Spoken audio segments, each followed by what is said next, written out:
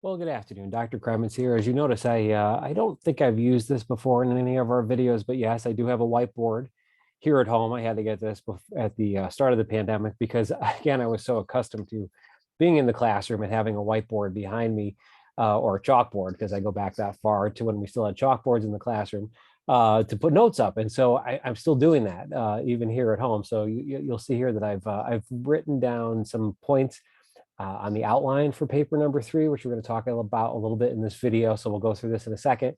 And then I'll also just talk about how to get started on it. A lot of you have had good questions for me about, how to get started, how to budget time better when you're trying to work on papers like these or these kinds of assignments, and also trying to balance off work and your other classes or other, family responsibilities. So we'll talk about that a little bit. I'll see if I can give you any advice that would be helpful. But I just want to start with this. And remember, for next week, this paper is due by midnight on Tuesday, because again, Monday's July 4th, so we don't have the class after next week. That's it for the holidays, and then we'll be back together on the other Mondays for the rest of the semester, which would be good to get back on that regular schedule. But in the meantime, as I said, I'll be doing this video today. I'll do another video over the weekend so that you'll have it at the start of next week, just to kind of fill in the blank a little bit for those classes that we've missed because of the holidays.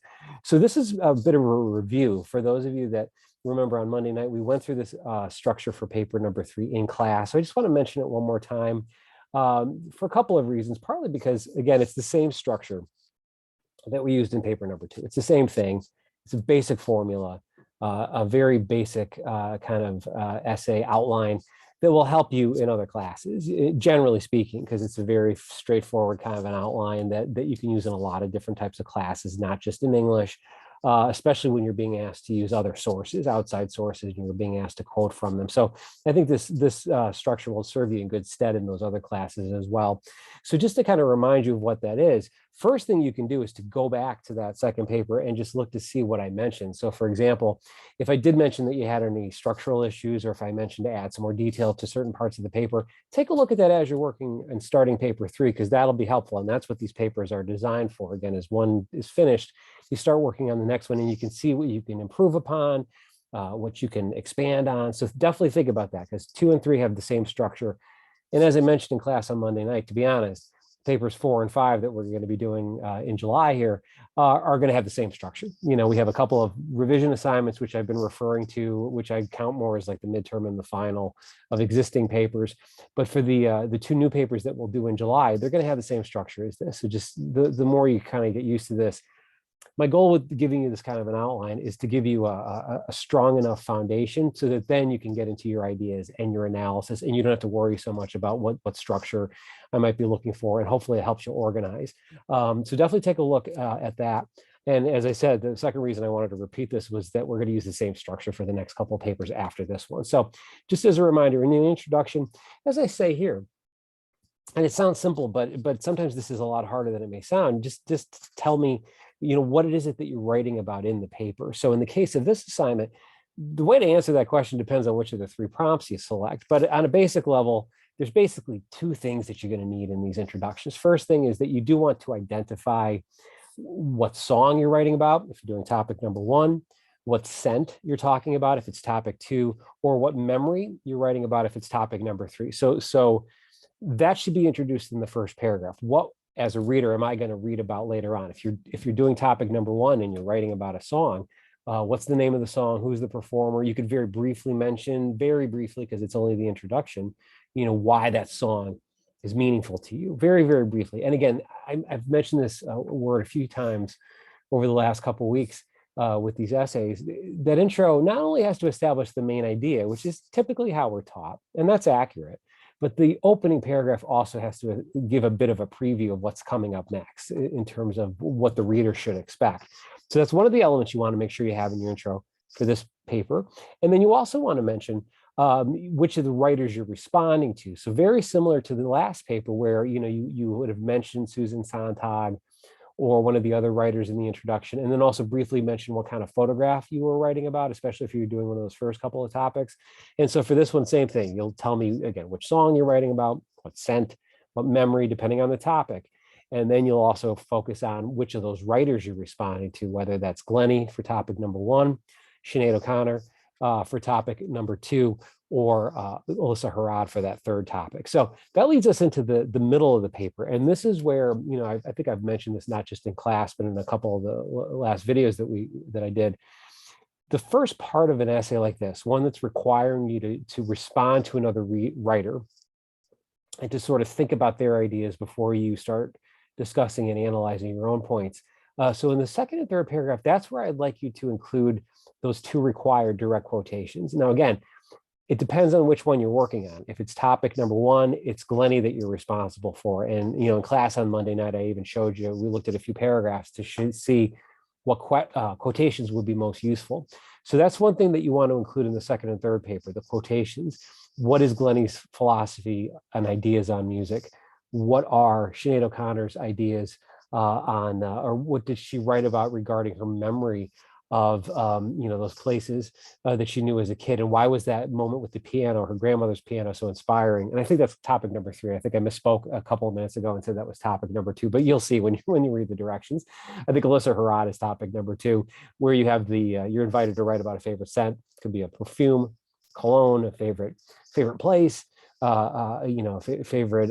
Some of you on Monday mentioned writing about different parts of nature that you like and have certain scents of flowers or trees that you're familiar with, or maybe, a few of you also mentioned the public library, which is another great example. I have very fond memories of the smell of the Watertown Public Library back near my hometown in Connecticut. And if I go there to this day, whenever I visit, and the few times I've gone there, as an adult, it brings me right back to being a kid. There's just something about, I guess, all that paper and whatever cleaning stuff that they use. So anyway, remember for the second one, for scent, basically, you want to quote from these writers to see what they say about these ideas. I think I mentioned maybe a couple of weeks ago, there's a great textbook called They Say, I Say, where most of these kind of papers, as those authors mentioned in that book, you're first of all acknowledging what somebody else has said. What did that person say about this topic? And then you're focusing in the second half of the essay, to get to paragraphs 4 and 5, on your main ideas. So again, if you're writing about music, then paragraphs 2 and 3 are going to be you responding to and quoting from Glennie's ideas on music. And then in the 4th and 5th paragraphs, talking about your favorite song, describing when you first heard it, what it means to you, that favorite scent, that memory of a moment where, like Sinead O'Connor, you might have felt that sense of purpose or destiny because of being exposed maybe to a career or profession that you hadn't thought of before. In her case, when she sees that piano in her grandmother's parlor at Christmas, it clearly puts her on the path that turns her into the professional musician that she becomes over the course of her life. So that's the 4th and 5th. That's really where even more of your opinion comes in, because now that you've acknowledged what these other writers have said, and you've thought about it and you've responded to it, then you've authorized yourself, right? You've authorized yourself then to write in more detail about your experiences. And then that would take you to the conclusion. Now, Monday's class, you might remember one of the things that I brought up, at least briefly, on conclusions, is one trick with conclusion paragraphs is to remember that it should connect back to that introduction. It doesn't have to be the same thing. You don't have to repeat every idea that you had in the introduction, but take a look at the ending and make sure that, are you mentioning, in the case of the last paper, does Sontag come back in again at the end? She was an important part of paper number 2 for a lot of you. So is there that consistency? With this essay, do you have any final thoughts on Sinead O'Connor or on Alyssa Harad or Glennie that you could include in the final paragraph? So there's that consistency from the opening paragraph to the end. Now this formula, or this structure, is also up on Blackboard. I posted that. I think it was on Tuesday, or maybe it was last night. I forget which day I posted the structure again on the announcement section of Blackboard. So take a look at that. But again, I've been holding this up so you can kind of get a, again, in the classroom, I did the same thing on Monday. So that's why I wanted to give you the structure again, so that you would remember it and feel a little bit more confident as you're working on it. And that's the second point that I wanted to talk a little bit about in today's video. A lot of you have asked me very good questions about how to get started on these essays. So there's a couple of suggestions that I have. And let me do a screen share really, really quick here. And as I said on Monday, we're already halfway through the summer semester. So by now, you kind of see the pattern in terms of how I assign these papers. And the quizzes are actually, I hope, helpful in letting you get your ideas together, because they're designed to sort of get you started earlier on the paper so that you're sitting down and you're brainstorming. So let me just show you where that is. I won't show you the quiz itself, but I'll show you that part of Blackboard. So you'll notice, this quiz, which is, due on Friday. The questions on there are designed, first of all, just to kind of walk you through some of the highlights of those 3 essays that we read for this week. And we'll do that with some of the other readings. Later next week, after these papers are in, I'll post the new readings for the following week for paper number 4, and we'll start talking about those. And there'll always be a quiz that I hope will help you focus your ideas. So most of the quiz is on the readings and some basic ideas from the readings. And also, I should mention, from the clips from the Evelyn Glennie documentary, which I've also posted in the folder for paper number 3 here. If you go into that, you'll notice that there's a new folder within there, a subfolder, in addition to the readings, that has those clips. So they're slightly longer than some of the pieces that we saw on Monday night. I tried to keep those shorter in the classroom. But those points about her hearing loss, how she works with students, and also very importantly, her mom and dad's influence on her. And in Monday's class, I mentioned, we see her and her brother going through that photo album, much like Sontag would have written about in her essay, and sort of reflecting on the impact that their parents had on them.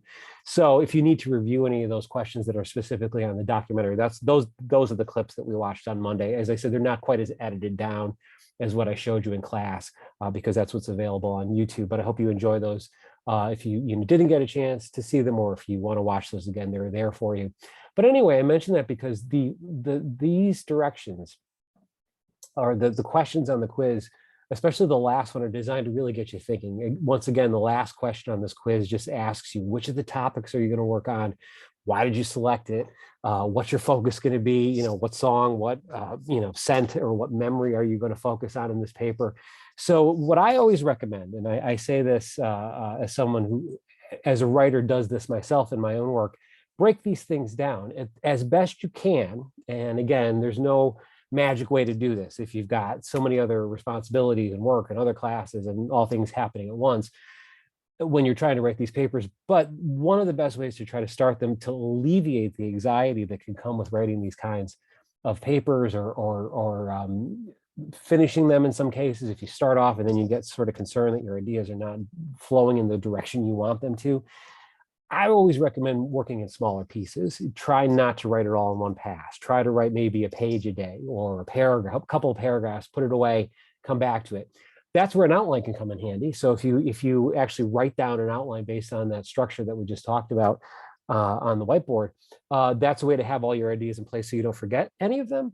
But again, doing it in smaller pieces, which would also give you time to reach out to me with questions, with help, I really encourage that. Try to start it early so that way you don't feel as overwhelmed when you're getting too close to the deadline. And this, again, is a relatively shorter paper, but that's one recommendation I always make, is try to take your time, try to break things down into smaller pieces. Here, and actually, I have a friend here. Whoops.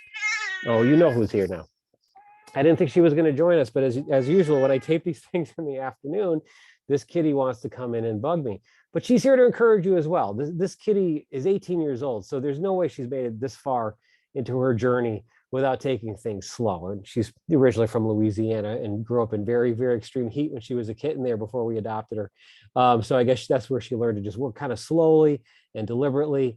I don't know how much of a comparison can be made between a cat and someone writing a paper, but I'm sure if Rosie were writing her own paper for this class, she would be very diligent about it, because she's a very smart and, as you can tell, very patient little cat. She yells a little bit, and then she's just going to sit here and probably wait for me to put her down until she can get, well, I guess this would be dinner time already for her. So again, anytime she hears me making these videos, she just wanders in here.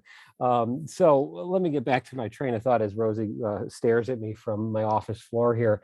Try to take your time, and most importantly, more than any of that, reading over the directions, using the quiz to generate your ideas, reading over the prompts, because the prompts themselves, they're a little bit longer, but hopefully in reading them over, you'll get different ideas. You'll get questions you can ask yourself as you're writing. So just try to work slowly if you can. And again, most importantly, reach out for help. I will read a draft, even if it's a partial draft, even if you're in a situation where you're not sure what you want to write about, but at the same time, you have some basic ideas and you're just trying to figure out how to get them on the paper. That's another way to make that happen, is just to reach out to me for help. Let me see if I can make some suggestions.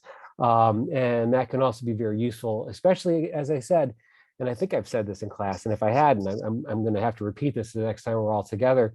A lot of the challenges in English 101 are getting over that anxiety, the anxiety you may feel from other classes, from other writing experiences that you've had. But please know that I'm looking forward to reading your papers. I enjoy reading them, and I want to be able to help you in developing your skills as a writer, right? So again, take your time. I hope you enjoy not only these readings, but the topics as well. Try to have some fun too. Use your imagination, especially if you don't have an opportunity to write very often. Get your ideas down. Allow yourself to be reflective and creative in these essays. And I think you'll find that you're enjoying the process as well, and it won't seem as anxiety provoking as it sometimes can for all of us. And that's not just for student writers, that's for professional writers as well, as I've also mentioned. But again, if you have any questions, if you want to Zoom, if you want to send me a draft, please do so.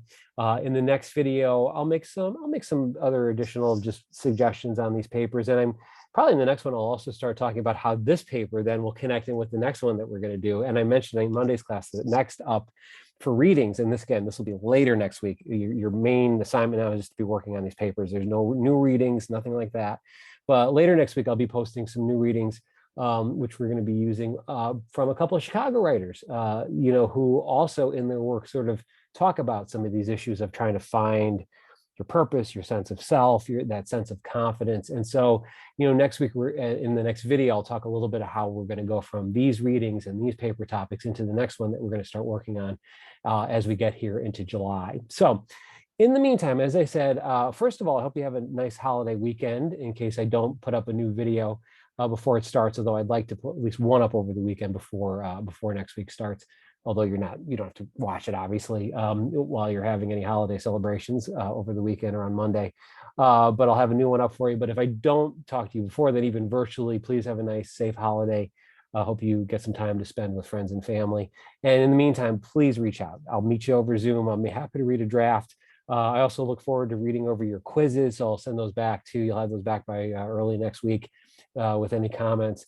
But in the meantime, as I said in the last video as well, I probably should go feed this crazy little cat. So please reach out for help on these papers. Let me know if you have any questions, and have a great rest of the afternoon, and I'll talk to you later. Bye.